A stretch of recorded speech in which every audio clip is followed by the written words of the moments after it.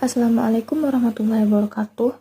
Saya Laila Kiki, kelas 10 IPA 1. Di sini saya akan mempresentasikan tentang transaksi jual beli. A. Jual beli. Definisi jual beli. Dari segi bahasa, jual beli berasal dari kata al-ba'yu yang berarti mengambil atau memberikan harta, alias aktivitas tukar-menukar atau barter. Secara istilah, al-ba'yu adalah turunan dari kata al-ba'ra yang berarti depa. Istilah ini tercipta karena dulu orang Arab biasa mengulurkan depa saat melakukan jual beli dan diiringi dengan saling menepukkan tangan sebagai bukti bahwa akad jual beli sudah disepakati.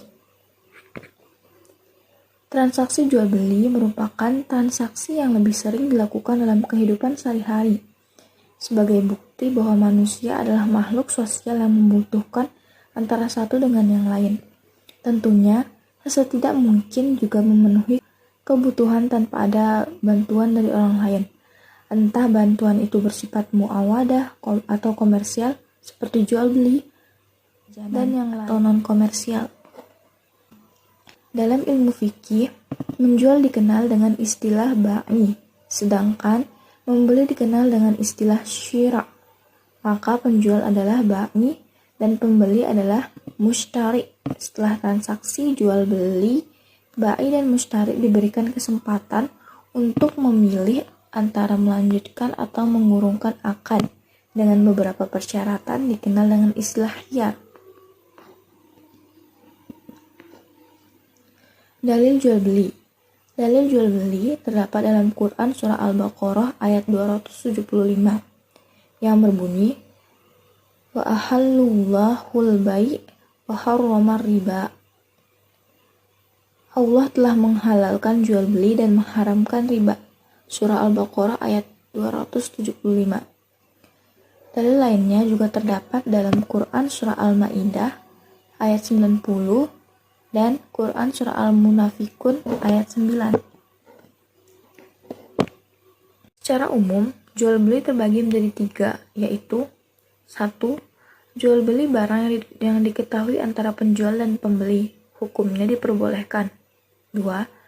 Jual beli barang yang masih dalam tanggungan penjual, yang hanya disebutkan karakteristiknya.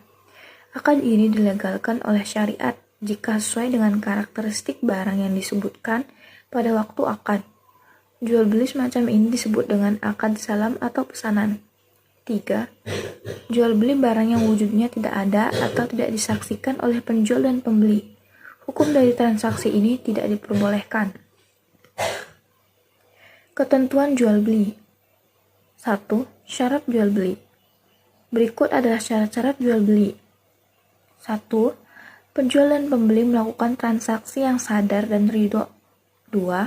Pihak yang bersangkutan, pembeli dan penjual harus sudah dewasa, cakap, dan dalam kondisi sadar saat melakukan transaksi. 3. Adanya akad atas kesepakatan jual beli kedua belah pihak. 4. Barang yang diperjualbelikan adalah dimiliki sepenuhnya oleh penjual.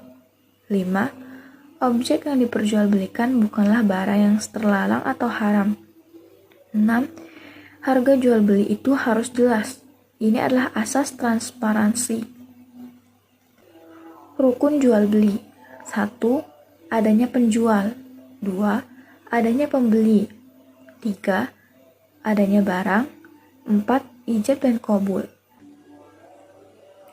Hukum jual beli. 1. Wajib. 2. Sunnah. 3. Mubah. 4. Makruh. Dan 5. Haram. Praktek jual beli dibagi menjadi 3. 1. Ba'i musyahadah. 2. Ba'i mausuf fir jimmah. 3. Ba'i goib. Struktur akad jual beli. 1. Akidain. Pelaku transaksi yang meliputi penjual dan pembeli. 2. Ma'qud alaih. Komoditi dalam transaksi jual beli yang meliputi barang dagangan atau musman atau mabi dan alat pembayaran saman. 3. Sigah. Bahasa interaksi dalam sebuah transaksi yang meliputi penawar dan persetujuan, ijab dan qabul. Jual beli yang dilarang. 1. Ihtikar. menimbun makanan pokok yang dibeli ketika waktu mahal untuk dijual kembali dengan harga yang lebih mahal. 2. Najsi, menawar barang dengan cara meninggikan harga untuk menipu orang lain. 3. Saum ala as-saum, menawar atas tawaran orang lain. 4. Mengandung unsur membantu kemaksiatan. 5. Memisahkan antara ibu dan anak. Jadi itu semua adalah jual beli yang dilarang.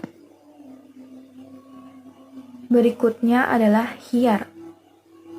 Definisi khiyar. Khiyar adalah hak memilih pelaku transaksi untuk memilih antara melanjutkan atau mengurungkan transaksi. Dalil khiyar.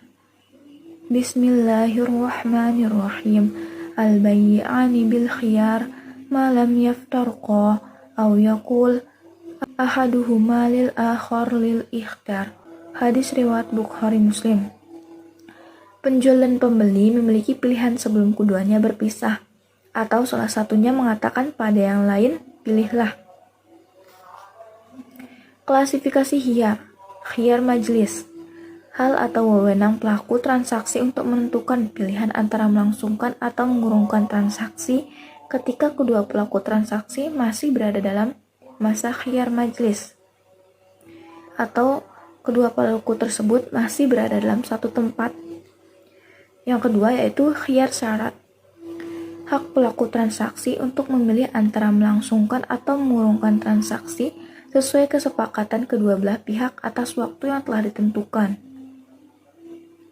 Khiyar aib, hak pelaku transaksi untuk memilih antara melangsungkan transaksi dengan menerima komoditi apa adanya atau mengurungkan transaksi dengan mengembalikan komoditi kepada penjual. Selanjutnya adalah salam. Definisi salam. Secara bahasa, salam adalah segera, sedangkan secara istilah, salam adalah kontrak jual beli atas suatu barang dengan jumlah dan kualitas tertentu, dengan sistem pembayaran dilakukan di muka, sedangkan penyerahan barang diserahkan di kemudian hari sesuai dengan waktu yang telah disepakati. Dalil salam. Dalil salam terdapat dalam surah Al-Baqarah ayat 282 yang berbunyi, Ya ayyuhalladzina aminu idza tadayantum madainin ila ajalim musamma faktubuh. Artinya, hai orang-orang beriman, apabila kamu bermuamalah tidak secara tunai untuk waktu yang ditentukan, hendaklah kamu menuliskannya. Quran Surah Al-Baqarah ayat 282. Struktur akad salam. 1. Aqidain. Dalam akad salam meliputi muslim dan muslim ilaih. Muslim adalah pihak yang berperan sebagai pemesan atau pembeli, sedangkan muslim ilaih adalah pihak yang berperan sebagai penyedia barang pesanan penjual. 2. Ras al-mal, harga muslim fikih yang harus dibayar di muka oleh pihak muslim. 3. Muslim fih, barang pesanan yang menjadi tanggungan atau zimmah pihak muslim ilaih. Selanjutnya adalah al-hajru. Definisi al-hajru. Al-hajru berasal dari kata al-haj, hujaranan atau hajara. Secara bahasa yaitu terlarang, tercegah atau terhalang. Al-hajru adalah sebuah bentuk pengakangan penggunaan harta dalam transaksi jual beli atau yang lain pada seorang yang bermasalah.